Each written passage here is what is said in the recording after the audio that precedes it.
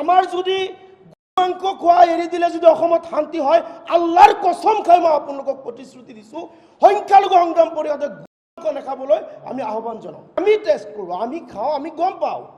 গতিকে কওঁ, যদি আইন এটা আনিছে, চৰকাৰী আইন প্ৰত্যেকজন ব্যক্তি মানিবই লাগিব, নামানিলে আমি ধৰি দিম।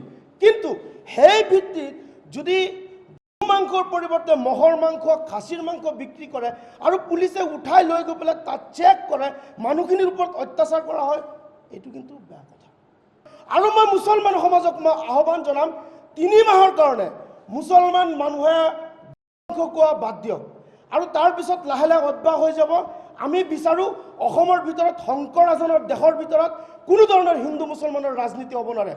আমাৰ যদি মাংস খোৱা এৰি দিলে যদি অসমত শান্তি হয়, আল্লাহৰ কসম খাই মই আপোনালোকক প্ৰতিশ্ৰুতি দিছোঁ, সংখ্যালঘু সংগ্ৰাম পৰিষদে মাংস নাখাবলৈ আমি আহ্বান জনাওঁ। আমাৰ যদি মাংস খোৱা এৰি দিলে যদি অসমত শান্তি হয়, আল্লাহৰ কসম খাই মই আপোনালোকক প্ৰতিশ্ৰুতি দিছোঁ, সংখ্যালঘু সংগ্ৰাম পৰিষদে মাংস নাখাবলৈ আমি আহ্বান জনাওঁ। আমি টেষ্ট কৰোঁ, আমি খাওঁ, আমি গম পাওঁ। গতিকে কওঁ, যদি আইন এটা আনিছে, চৰকাৰী আইন প্ৰত্যেকজন ব্যক্তি মানিবই লাগিব, নামানিলে আমি ধৰি দিম। কিন্তু সেই ভিত্তিত যদি মাংসৰ পৰিৱৰ্তে মহৰ মাংস, খাচীৰ মাংস বিক্ৰী কৰে আৰু পুলিচে উঠাই লৈ গৈ পেলাই তাত চেক কৰে, মানুহখিনিৰ ওপৰত অত্যাচাৰ কৰা হয়, এইটো কিন্তু বেয়া কথা।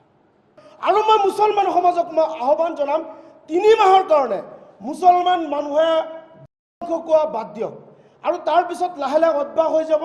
আমি বিচাৰোঁ অসমৰ ভিতৰত শংকৰ ৰাজনৰ দেশৰ ভিতৰত কোনো ধৰণৰ হিন্দু মুছলমানৰ ৰাজনীতি হ'ব নোৱাৰে।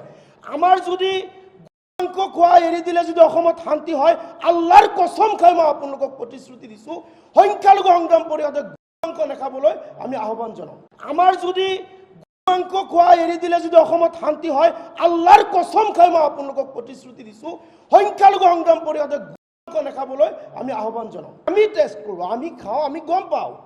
গতিকে কওঁ, যদি আইন এটা আনিছে, চৰকাৰী আইন প্ৰত্যেকজন ব্যক্তি মানিবই লাগিব, নামানিলে আমি ধৰি দিম। কিন্তু সেই ভিত্তিত যদি মাংসৰ পৰিৱৰ্তে মহৰ মাংস, খাচীৰ মাংস বিক্ৰী কৰে আৰু পুলিচে উঠাই লৈ গৈ পেলাই তাত চেক কৰে, মানুহখিনিৰ ওপৰত অত্যাচাৰ কৰা হয়, এইটো কিন্তু বেয়া কথা।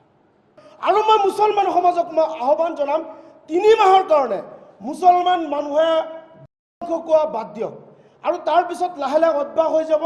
আমি বিচাৰোঁ অসমৰ ভিতৰত শংকৰ ৰাজনৰ দেশৰ ভিতৰত কোনো ধৰণৰ হিন্দু মুছলমানৰ ৰাজনীতি হ'ব নোৱাৰে।